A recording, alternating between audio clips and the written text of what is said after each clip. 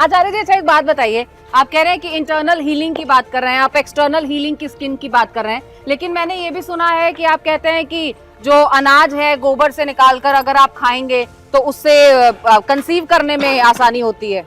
हाँ, तो जो महिलाएं प्रेग्नेंट नहीं हो पाती वो अगर डॉक्टरों को आप दिखाओ, 100-200 डॉक्टर को दिखाओ, जब सारे डॉक्टर मना कर दें तो आप गाय की सेवा करके पुत्र पालेंगे, इसमें क्या दिक्कत है भाई? जब आपको सब डॉक्टर ने मना कर दिया, सब जगह से आप हट गए, अब डॉक्टर बोल रहे हैं कि आप मां नहीं बन सकती हैं, आप पिता नहीं बन सकते, तो फिर गाय की सेवा करके, गाय का जो उपकरण बताया जा रहा है वो करके कर लेना बुराई तो नहीं है। अलग कॉन्सेप्ट है, लेकिन आप जो कह रहे हैं, आप कह रहे हैं कि गोबर से अनाज निकाल के जो गाय खा चुकी है वो अनाज निकाल के आप उस गोबर में से उस गोबर अनाज की रोटी बनाइए, उसको पीसिए, उसको ग्रहण कीजिए। ये आपको लगता है कि ये लेकिन मेडिकल साइंस के दौर में, प्रैक्टिकल, अच्छा साइंस, लेकिन मेडिकल साइंस के दौर में अच्छा, अनाज से बच्चा जब पैदा बिल्ली होने को का क्या कॉफी के कनेक्शन? दाने खिला के, बिल्ली के पॉटी से कॉफी निकाल के उसको पीने में जब साइंस नहीं दहाड़ मार रहा है, तो फिर गाय के गोबर से निकला हुआ जो गेहूं या जौ है उसकी रोटी बनाने में दिक्कत क्या है? लेकिन वो उससे तो कोई कॉफी- कंसीव नहीं कर कॉफी- पा रहा है कॉफी ना, आचार्य, स्वाद- इससे आप कह रहे हैं कि कंसीव कर लेगा कोई भी कॉफी महिला, तो कोई स्वाद conceive के लिए कर सकती डॉक्टर ने तो मना कर दिया कि नहीं हो पाएगा, है। तो कर लेने में बुराई क्या कोई है? है कौन आपके सा पास पैसा केस? कौन सा? केस है आपके पास?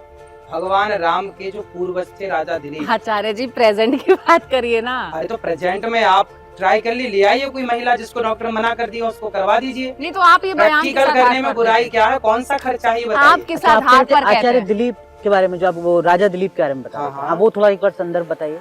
राजा दिलीप की संतान नहीं थी, तो उन्होंने गाय की सेवा की। वशिष्ठ जी ने कहा कि आप गाय की सेवा करिए, इससे आपको संतान होगी।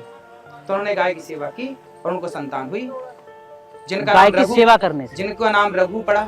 अच्छा, गाय की सेवा सेवा करना। करने से या लेकिन वो वो अनाज गोबर का खाने से? अनाज खाने से। अनाज तो देखो मैंने भी खाया है, गोबर का अनाज। हाँ, हमारे यहाँ बहुत सारे संत खाते हैं। मैं अभी भागवत जी दिखाऊंगा, उसमें लिखा है। आचार्य जी, भरत आप जी सुनिए, भाव की बात कर रहे हैं, अरे मैं आपसे भाव नहीं, मेडिकल practical। साइंस के आधार पर, सुनिए, तर्कों के सुनिए, आधार पर कह मैं रही हूँ कि बताऊं। कंसीव कैसे हो सकता है। सब हो जाएगा, आप प्रैक्टिकल कर लो ना, मेरे से पूछने से क्या होगा? नहीं नहीं, आप या तो आपने किसी के साथ किया हो, हुआ हो। लाखों केस मिल जाएंगे, आप लाखों लोगों को ले आई और करवाई। जब डॉक्टर ने मना ही कर दिया कि आपको बच्चा नहीं होगा, ये तो आचार्य जी सुनिए। प्रोबेबिलिटी की आपने बात कर दी कि होगा। 14 साल जब राम जी वनवास में थे, तो जिक्र आता है, मैं अभी आपको लिखा हुआ बताऊंगा। 14 साल तक भरत जी ने क्या खाया? गाय के गौमूत्र में दलिया पकाया। भरत ने, भरत जी ने, जो राजा थे उस वक्त। भरत जी मतलब राम के भाई भरत। हाँ, मतलब जिन जो साधन संपन्न थे। हाँ, हाँ, लिखा मैं आपको दिखाऊंगा भी, ऑन रिकॉर्ड है ये सब चीजें। भरत जी ने गौमूत्र पे पकाया हुआ दलिया ही खाया है 14 वर्ष तक। अब विचार करिए कि जब भरत जी ने खाया है गौमूत्र में पकाया हुआ दलिया, तो भरत जी ने खाया है, तो प्रामाणिक नहीं चीजें खाई जा सकती हैं। लेकिन आचार्य जी, मेरा जो इसमें निवेदन है वो ये है अब कि तो इसमें कोई किंतु परंतु नहीं जैसे होना चाहिए। आपके पास एक महिला पहुंची, आपने कहा कि योग करो, डॉक्टर के पास जाओ, ठीक हो जाओगे। आप अंधविश्वास को नहीं बढ़ाते हैं, ये आपको भी लगता है।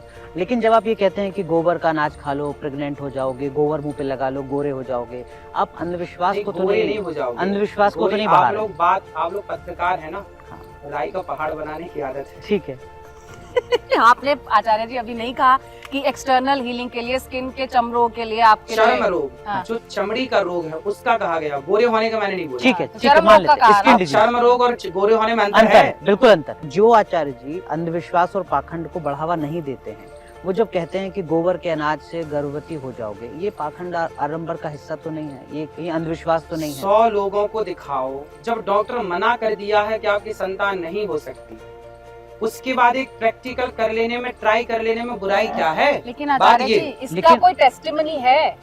देखो हर चीज का टेस्टिमनी नहीं होता, जरूरी नहीं है कि हम, अब भरत जी के बारे में मैंने बताया, कौन खा रहा है उस तरह का दलिया? पर आप तो कह रहे हैं कि वो लिखा है। हाँ लिखा है, तो रिकॉर्ड है ना।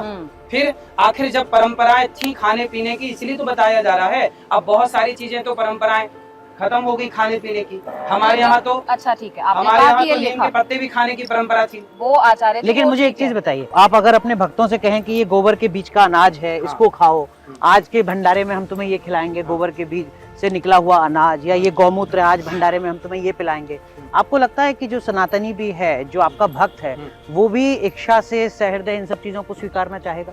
बिल्कुल स्वीकार करते हैं, बिल्कुल करेंगे। मैं खुद पंचगव्य पीता हूँ, मैं खुद पीता हूँ। अभी मैं आपको पंचगव्य पिलाऊंगा, ठीक है? अच्छा, आप कह रहे हैं कि नहीं, मेरे मन में गौमूत्र संकोच है, मैं तो थोड़ा डरा हुआ हूँ, मुझे मत डराइएगा।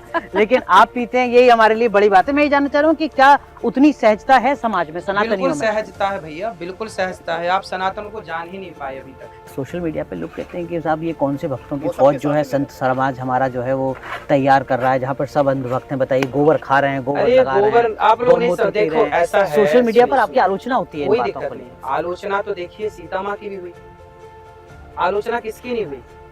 आप बढ़ जाइए, तरक्की कर जाइए तो आपकी आलोचना हो जाएगी, इसमें क्या है? आपके भी आलोचक बहुत होंगे। पर आप कह रहे हैं शास्त्र सम्मत बात बताते हैं। मैंने तो बताया भरत जी के बारे में कि भरत जी गौमूत्र पकाया हुआ दलिया खाते थे, तो शास्त्र सम्मत नहीं है ये? और आप खुद भी रोज गोबर लगाते हैं जब नहाते गोबर हैं? देखो, जब कभी विशेष उत्सव होता है तो गोबर से नहाने में कोई बुराई नहीं। गोबर से खूब नहाना चाहिए। आप कभी आना, मैं आपको गोबर से तो स्नान करने की वीडियो गोबर आपको- नहीं खाना है, गोबर के से निकला हुआ अनाज अर्क, खाना है, अर्क गोबर खाना। लगाना है और गौमूत्र पीना है। गौमूत्र पीना है। ठीक है, तो इससे गोबर सीधे तौर पे नहीं खाना है, गोबर नहीं उसमें से अर्क कैसे निकलेगा? वो कह रहे हैं जिसका आप- श्रद्धा के आओ, ऊपर आओ, है। आओ निकाल के दिखाते हैं। हम्म। चलिए,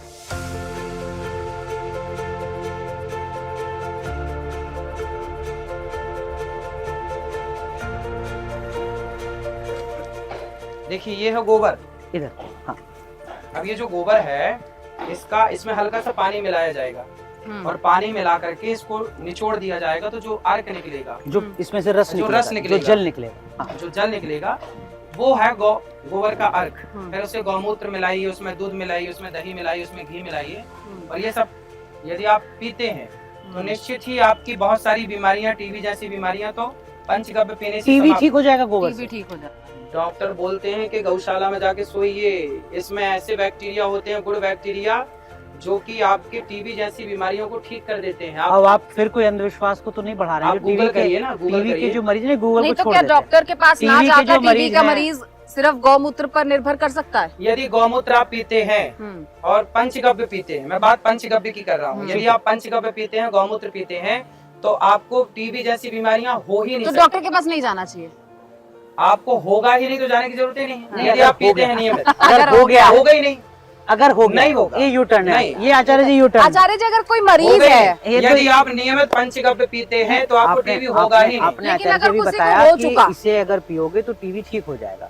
मैं ये बिल्कुल। जानना चाह रहा हूँ, ये कहीं अंधविश्वास को तो नहीं बढ़ा रहे ये हैं? आप जाने अंधविश्वास अनजाने। नहीं है, ये प्राचीन परंपरा में यही उपचार थे। आज के 200 साल पहले कौन सा हॉस्पिटल में आदमी नहीं जाके होता इलाज था। करता था? हाँ।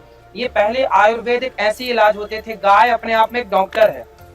न्यूज नेशन अब व्हाट्सएप पर खबरों के ताजा अपडेट के लिए न्यूज नेशन के इस क्यूआर कोड को स्कैन करें